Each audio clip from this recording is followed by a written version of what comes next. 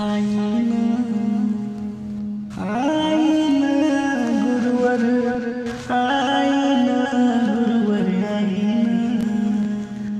आईना गुरुवर आईना गुरुवर आईना मसहा पर होई के सवार गुरुवर आईना मसहा पर होई के सवार गुरुवर आईना आईना गुरुवर आईना गुरुवर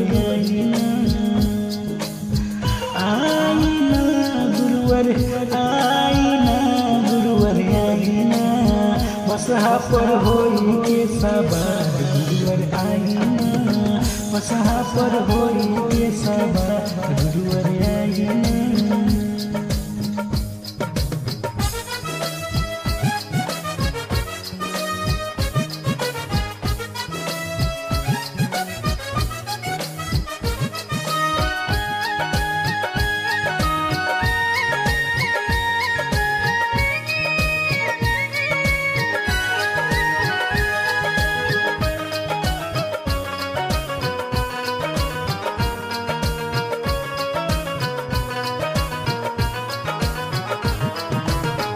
त्रेता में अल्ला गुरुवर राम रूप धइला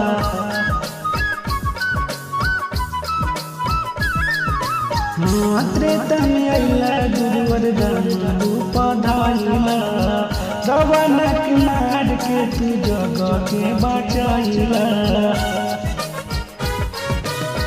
त्रेता में अल्ला गुरुवर राम रूप धइला दवनक मार के तू जगह के बचाइला करी न दया करी न दया करी न कल युग में आई एक बार दया करी न कल युग में आई एक बार दया करी न। सिंगर शंकर राजपूत भोलेनाथ का चेला।